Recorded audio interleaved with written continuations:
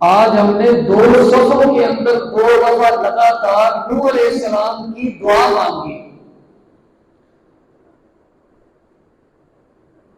وہ دعا کون سی ہے؟ قال رب انصرنی بما کذبون. یہ انتہائی چھوٹی سی دعا ہے، لیکن اس کا جو مطلب ہے اور جو اس کا محور ہے، جو اس کا محل وقوع ہے، وہ بہت بڑا اور بڑا عظیم الشان ہے. نوح علیہ السلام کے بارے میں روایات ہیں کہ وہ عراق اور ترکی کے درمیان کا جو علاقہ ہے، موجودہ جو کردستان، آج کا جو ایک موومنٹ بھی چل رہی ہے کردستان کی، جس طرح کشمیر کے بارے میں یا فلسطین کے بارے میں، اس طرح کردستان ایک جگہ ہے. تو اس علاقے کے اندر، عراق کے اندر وہ علاقہ ایک آتا ہے، کیونکہ عراق میں انبیاء کا بہت زیادہ آنا ہوا ہے. بہت سے انبیاء علیہ السلام کی قبریں عراق کے اندر ہیں، اور کہا جاتا ہے کہ ایک ایسا مقام ہے کہ 40 کلومیٹر کے ایریا کے اندر بہت سارے انبیاء کی قبریں ہیں عراق کے اندر. تو نوح علیہ السلام جب اپنی قوم پر آئے تو وہ اس علاقے میں، جس علاقے میں آئے، وہ قدرتی طور پر ایک پہاڑی علاقہ تھا، جس کو ہم انگریزی میں ہل اسٹیشن کہتے ہیں. جس طرح ہمارے اسلام آباد سے آگے جائیں تو مری کا علاقہ پہاڑی علاقہ. تو نوح علیہ السلام جب آئے اس قوم کی طرف نازل ہوئے تو وہ اپنی قوم کو ایک ہی بات کہتے رہے، جو کہ انبیاء علیہ السلام کا کام ہے، توحید کا پرچار کرتے رہے کہ ایک اللہ کی عبادت کرو اور بتوں کی پوجا نہ کرو. یہاں پر ایک خاص بات میں بتا دوں کہ دنیا کے اندر جو سب سے پہلے بت ہیں ان کے بارے میں قرآن کا ذکر ہے، بدم ولا سوا ولا یغوث ویعوق ونسر. یہ سارے بت ہیں، ان کی عبادات وہ کرتے تھے. نوح علیہ السلام کی قوم ان بتوں کی پوجا کرتے تھے، اور یہ بت ان کے آباء و اجداد تھے. اپنے آباء و اجداد کی تصویریں بنا کر، اپنے آباء و اجداد کے خاکے ایسے تیار کر کر وہ ان کی عبادت کرتے تھے.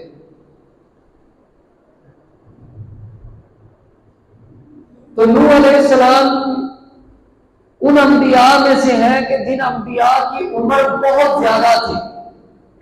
اور نوح علیہ السلام کے بارے میں یہ کہا جاتا ہے کہ ان کی صرف تبلیغ کا جو عرصہ ہے، کہ جو انہوں نے صرف تبلیغ کی، وہ 950 سال تھی. 950 سال انہوں نے اپنی قوم پر تبلیغ کی.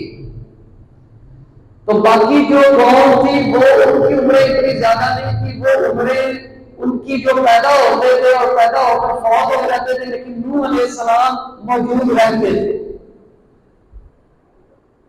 تو قوم کے لوگ نوح علیہ السلام کی اتنی زیادہ گستاخی کرتے تھے کہ جو اس قوم کے بڑے ہوتے تھے، وہ جب نوجوان بچے جب بڑے ہوتے تھے ان کو کہتے تھے کہ اس بڈھے سے دور رہنا، یہ پاگل ہے. نوح علیہ السلام کو قوم کے لوگ پاگل کہتے تھے. جو قوم کے لوگ موجود ہوتے تھے بڑے، وہ جب بچے بڑے ہو رہے ہوتے تھے ان کو کہتے تھے کہ یہ بابا پاگل ہے، اس بابے کی باتوں میں نہیں آنا، اس سے دور رہنا. تو نوح علیہ السلام ان کو کہتے رہے.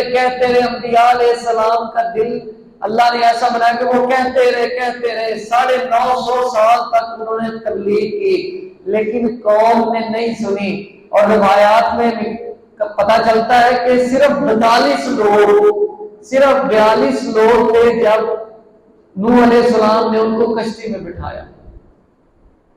تو نوح علیہ السلام جب کہتے رہے اور قوم نے نئی بات سنی، تب جا کر، جب قوم نے اتنی گستاخیاں کی، تب جا کر نوح علیہ السلام نے یہ دعا مانگی. اور اصل میں یہ دعا نہیں، بد دعا ہے. یہ بد دعا ہے.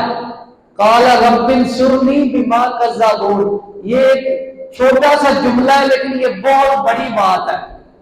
عربی زبان کے اندر نصرت جو ہے، نصرت کا مطلب مدد مانگنا ہے.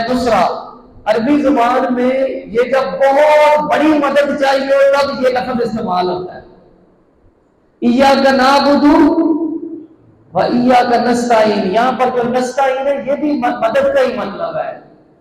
عربی زبان میں یہ جو الفاظ ہیں ایک ہی لفظ کے کئی مطلب ہیں، اور کئی مواقع پر کون سے جگہ پر کون سا لفظ استعمال کرنا ہے، یہ عربی زبان کی خوبصورتی ہے کہ یہ بہت بڑی زبان ہے. یہاں پر نصرہ کا مطلب مدد ہے اور بڑی مدد ہے. جب بہت زیادہ پریشانی، تکلیف، بہت زیادہ آزمائش آ جائے، جس طرح ایوب علیہ السلام پر آئی، تو انہوں نے بھی نصرت ہی مانگی اللہ سے.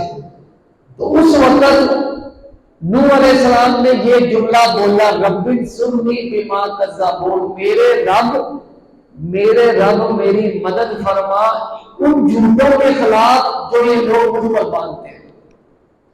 یہ ان لوگوں کے لیے دعا ہے کہ جب لوگ آپ پر بہتان لگائیں، جب لوگ آپ پر اتنے بہتان لگائیں، آپ کا قصور نہ ہو اور آپ سچے ہوں، تو آپ نے لڑائی نہیں کرنی، آپ نے لوگوں کے ساتھ لڑنا نہیں ہے، آپ نے صرف اللہ کے سامنے ہاتھ اٹھانا اور کہنا رب انصرنی بما کذبون.